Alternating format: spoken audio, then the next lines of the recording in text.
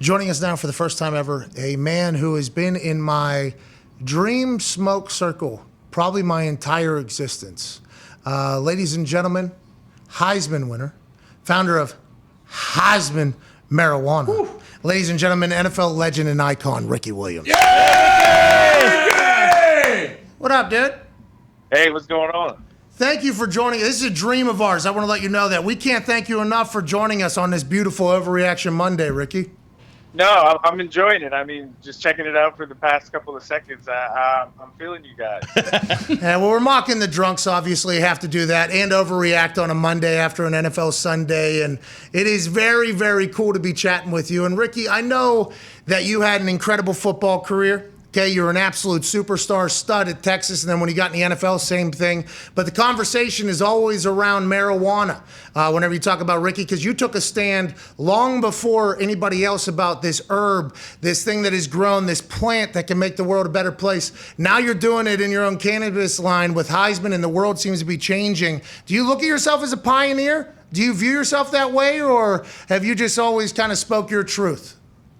Well, I think anyone who speaks their truth becomes a pioneer. You know, I think it's so much easier to just, go along with the flock and take the safe path. But as much as I've tried to do that, I never could. So eventually I just decided to be myself. And yeah, I have become a pioneer. And I think at first a pioneer by my actions, but the pioneers that go ahead, they actually have the experiences and gain the wisdom. So I feel like I've learned so much because I have been ahead of the curve, and it's great to launch this brand and to get my story, which is not just my story, but a whole lot of people's story out there. How many people were telling you that you were wasting your life? You were making bad decisions. I think I watched some documentaries where you almost had to isolate yourself through a lot of portions of your life, because I assume how many people were telling you how dumb you were and how you were wasting away and everything like that. Was that happening? Yeah, I mean, this idea of isolating myself. Yeah, I found that when I was by myself, the inner voices were much more empowering than the outer voices. And the truth is, no one to my face told me that I was, making poor decisions. But, that was the buzz. That was the buzz around me. And I think ultimately in life, over and over again, we're forced to choose between what the world expects from us and what we expect from ourselves. Golly, that's awesome. How'd you start smoking weed? It's funny because when I was about 13, I was introduced to Bob Marley. And it had nothing to do with smoking. It was really his message, and just the normal difficult things of growing up. I just found a lot of inspiration in what he was talking about, and it just resonated with me. But I grew up in the 80s, so I was told that, if you smoke, you're going to be a loser. So I didn't. And so there was this paradox where I loved Bob Marley. All I did was listen to his music, but I didn't understand why this person I idolized talked about cannabis all the time, but it was a negative thing until my reputation preceded me, and one of the kids in high school said, "Hey, do you want to smoke?" And trying to be the cool kid, I pretended like I had. So we went to his house and smoked at lunch, and like most people, I coughed my lungs out, and I didn't get it. I didn't get it. But several years, in the future, I was in college going through a difficult time. I think this is the key. Going through a difficult time. I couldn't sleep. I was obsessing over my ex, and my roommate suggested that I smoke, and I did, and it was the only thing that worked to keep me from obsessing. And not only did it keep me from obsessing, it gave me perspective and allowed me to look at the situation differently, and that was extremely valuable to me. And so I found that through the course of my life, whenever I was stuck or having difficulty, cannabis really helped open my mind and give me perspective. And that's really, how I became a fan of it. And that's really what Heisman is about. It's a coincidence that I won the Heisman Trophy, but it's an interesting part of my story, because one of the things, that I was most afraid of in my life was that people would find out that I smoked, and tried to hide it, and it finally broke, in the news, and it was embarrassing. And I thought my life was over. And once I stopped fighting it and started embracing it and being myself, it's turned into something that's positive. And I think that's the story that can resonate with everybody. And that's really what Heisman is all about. It's about being your higher self. Yeah, well, by the way, that was amazing. Jesus, that was awesome. I can't thank you enough for joining us and talking like that. But back in the day, and by back in the day, I mean like 10 years ago, not even shorter than that, marijuana was considered just as bad as every other drug in some people's eyes. It made no sense to me. I've always viewed cannabis as like a secret weapon of mine. It has made me better at almost everything that I have tried to accomplish while smoking cannabis. For you, did it make you a better football player, you think? It made me a better person. So this is interesting. I mentioned just briefly this idea of this battle between external expectations, internal expectations. And I think sometimes when we sell our soul for external expectations, we might have more what looks like success on the outside, but a lot of times we're empty on the inside. And I think the key to life is finding that balance. And cannabis helped me find that balance, where I was able to thrive in my personal life, in my internal life, in my spiritual life. And I was also able to have a lot of success as a football player. It took a while to find that balance, but I did. And so it made me, and it makes me a better person. They ask that question, like, are you happy because you win, or do you win because you're happy? And it's definitely the second one in almost every single sense of the word in life. And it's nice to know that you've found that. And Heisman has become, I assume, a passion project for you. Is what happens on the day-to-day? Do you still watch football at all? If it's on, but I'm so busy. I'm so busy with Heisman, and my passion project is a project called Leela. My day job is I'm a professional astrologer. And Leela's my passion project. It's an app I'm creating to help people understand themselves better and be more mindful in their relationships. So I'm a hustler. I'm a businessman. I'm a parent. But when I get a chance, I get sucked in. I love competition. I love football. You still got it? You still move well? Your body still move well? Still catch? Still, if you had to? Of course. Of course. It's funny, as you get older, and this is real, the mind doesn't age. It gets wiser, but it doesn't age. The body does. And so, I play softball tonight. I play on Mondays.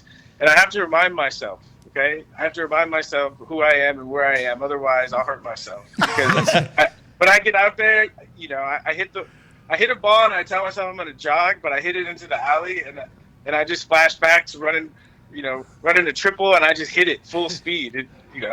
So I have to be careful. Yeah, that's awesome. Hey, as you're stepping into the batter's box, are you righty or lefty? Righty. As you're stepping in there. All right, Ricky, let's fucking remember. All right, this ain't Texas. Okay, we are currently an astrologer and a cannabis founding company. All right, let's remember that as we fucking. That is funny. Trying to remind us. Hey, we are not. Okay, a lot of people have seen highlights, as have you. We are not that person anymore. All right, let's remember that, because those hamstrings will go, Rick. Hey, I know that the Achilles. I know I have to remind myself, but I do give myself permission because I play shortstop. So when I'm out there, I'm doing my best Fernando Tatis Jr. impression. I love it. Seriously, that's the hitting is fun, and I try not to run, but playing shortstop, especially in softball, because shortstop gets all the action. I love it. Did you? We talked about it a little bit there. Did you ever hate sports and competition though? Whenever you were kind of getting pushed out, did that ever happen? Did you ever see? Was there ever a moment in your life where you thought like this was going to be your life now, or was there a lot of? Because I remember you went on full journeys. I think you went over to different mountains and Buddhist communities. I think were you trying to find yourself, trying to learn more? What was it? Well, I was trying to grow as a person, and I think in the environment of a professional football team, there's ample space to grow as a football player, but it's kind of tough to grow as a person. And I think, we talk about toxic masculinity, and it's not everywhere, but you realize in a football environment, there's a lot of that there. And so I love competition, and I just loved striving to become my best self. But just the environment, it was really, really hard on me. And I realized it was funny when I started traveling, aside from, external expectations and just bumping into people who I naturally resonated with, it was a totally different kind of person than a football player. And I think that was the best choice I ever made in my life, because it allowed me to grow and develop in ways that I wasn't in that football environment. Yeah, man. It sounds like you found true fulfillment, which is a beautiful thing. Go ahead, Ty. Ricky, going back to the softball, if I'm not mistaken, you got drafted to the MLB, I think 2 separate times, and played a bunch. Was there any point, like after football, or like when you were finding yourself and discovering, did you ever think like, oh shit, I maybe should have played baseball professionally? There's a point, and it was after the 2000 season. So 99 was my rookie year. We went 3-13. I only played in 12 games. I was hurt the whole year. Horrible year. Ditka gets fired at the end of the year. 2000, Jim Haslett comes on as a head coach, and we have a rough relationship. And 2000 starts, and I'm killing it. Week 10 against the Panthers, I break my ankle. You can't make this up. I break my ankle on my 1,000th yard. So if you look at stats, I had exactly 1,000 yards in 2000. And so after that, I was kind of thinking, maybe this football thing isn't for me. And I called up the Rangers, who had my contract, and I went back to San Diego. I called my own baseball coach, and I actually started training. But Rock Gullickson, our strength coach, who was also my strength coach at Texas, called me up and convinced me to come back to the Saints. And so, what a wild story that would have been, because who knows what that community or culture is like in the MLB, what you could have done. Who knows? Do you regret any of that? No. You just look back on it as a great story. Is that something you would have wanted to do, you think? I live for is interesting stories. And so it's a better story. Yeah. Gone and played baseball, because, I love baseball, but you have to really love baseball to play every day like that. And I need a break. And I don't think I would have made it playing that many days consistently. I think you did interviews there for a bit with a helmet on, I believe. Was that something that you had to grow through? Was there classes or anything? And when did that start? Do you remember the exact moment that started and the exact moment that ended? I do. I remember when it started. So it was my training camp, my rookie season, and first preseason game that year. I got a high ankle sprain against the Dolphins, and so I wasn't practicing, and I was rehab, and it was a big deal because they traded all the picks, and the valuable cargo was injured in the first preseason game. So we were in La Crosse, Wisconsin, and it was after practice, and I was going to sit under this covered area to do an interview because it was raining. And so because it was raining, I was wearing my helmet. And as soon as I sat down on the bench, someone in the media said, "Take off your helmet." And, I'm sure I was moody and pissed off because I was hurt, and I'm, have a rebellious streak. So I was like, I didn't like the way he said it. And so as a rebellious act, I just left the helmet on during the whole interview.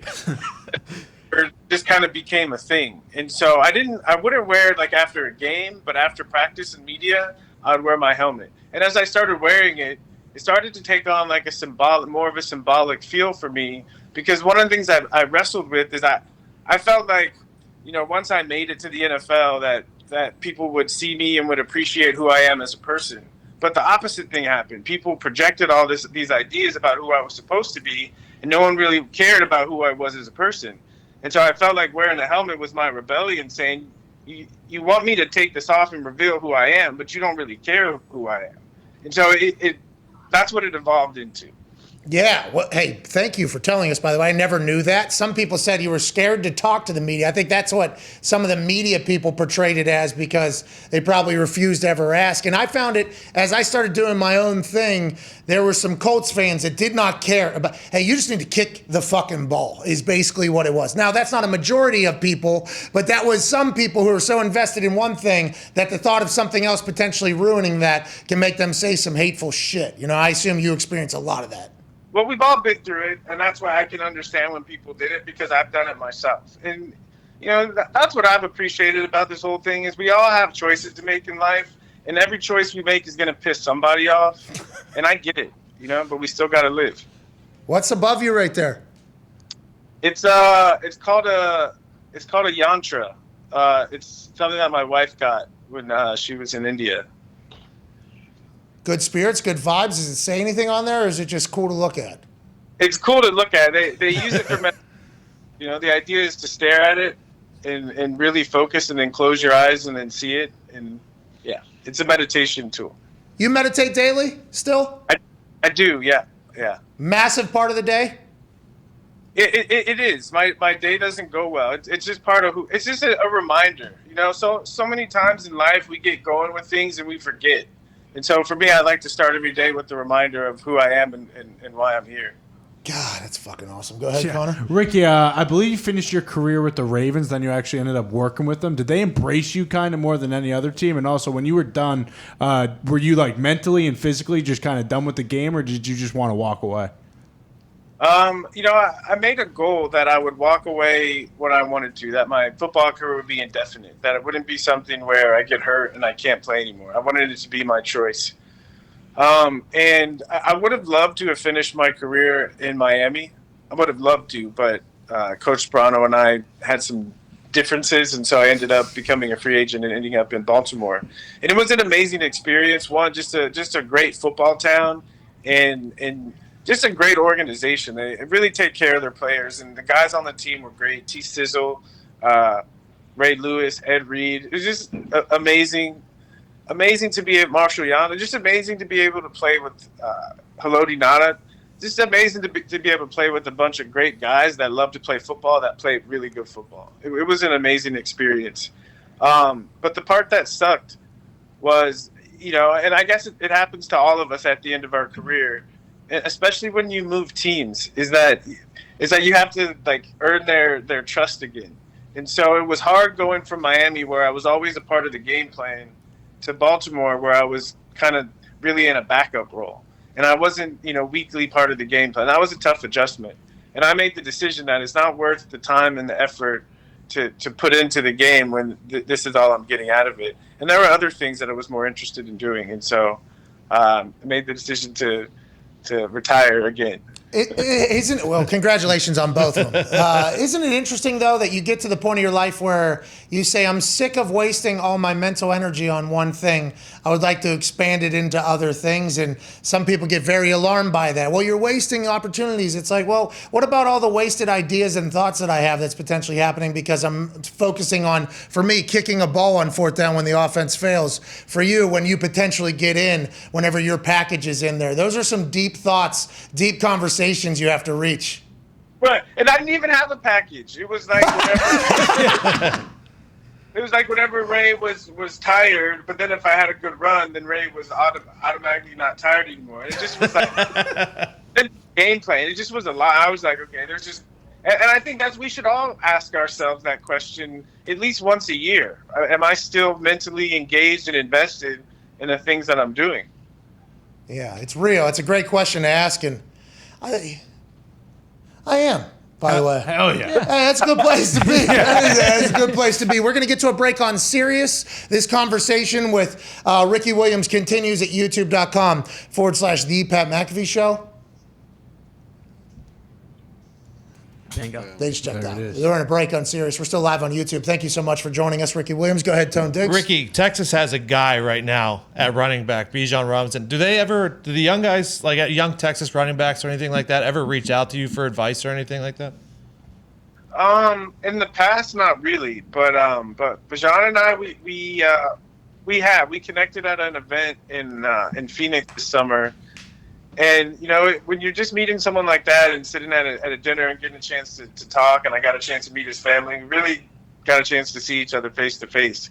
And so it means something, when I watch or when I give him a little bit of feedback, even though he doesn't need it. He's really a special talent. And I feel more honored that he decided to come to Texas and I get to associate with him.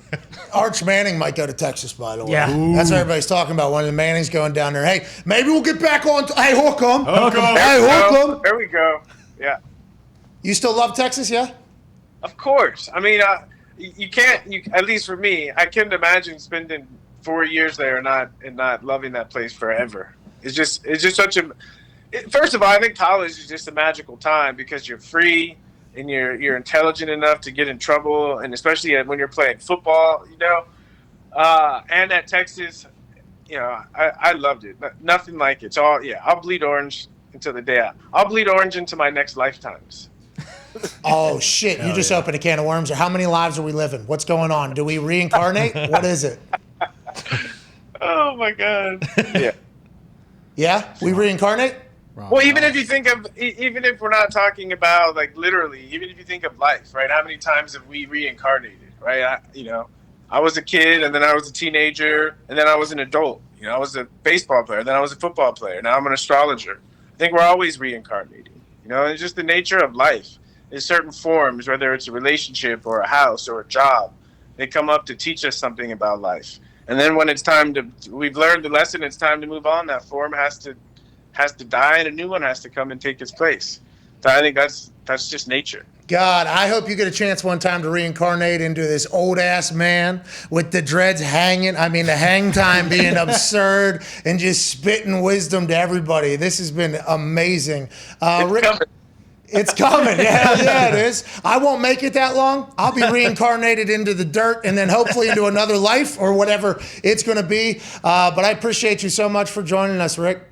Yeah, thanks for having me. Yeah, you're awesome, dude. Yeah, thank you. Where's the Heisman at? Is it in every state that's legal? Are you growing? Are you processing? Do you have pre-rolls, edibles? What are you selling? Yeah, so really the way I look at it, we're a lifestyle brand. And it really is inviting people to think about and talk about cannabis differently. Like what you said, it gave me goosebumps. Because to me, that's more interesting than saying we have to change the stigma. Like, fuck that, We just have to be honest. People just have to tell the truth about what their experience is. And so with Heisman, we're creating a safe place to do that. And to live it. So we have merch. We have flower, of course, and pre-rolls are coming soon, and we're going to move into edibles, into concentrates, but we want to really stay focused right now. And we're launching in California, launching in Oregon soon after, and then in Nevada, and we're in conversations to launch in several other states. Really, I want to be one of the first major national brands, right? This idea of really bringing cannabis and sports together, because I don't know about you, but growing up, I remember all the coaches saying, if you smoke weed, you're going to be a loser. And I know you've seen it. How many great athletes and really cool people were run off by coaches because they smoked? How many great athletes are we never going to hear about because they are run off by coaches?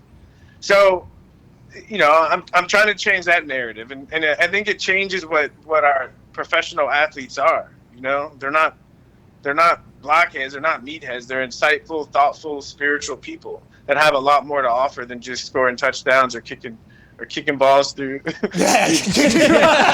I am not, by the way. I am just an idiot, that does my thing. But I will support the hell out of Heisman. You need to get to Arizona, by the way, because they just let you buy the whole store every time you go in there. It is awesome. Ladies and gentlemen, it has been our honor to chit-chat with pioneer, NFL legend, photographer, astrologer, once a baby, once a teenager, once a high schooler. Then he's a Texas legend. Yeah. Ladies and gentlemen, Ricky Williams.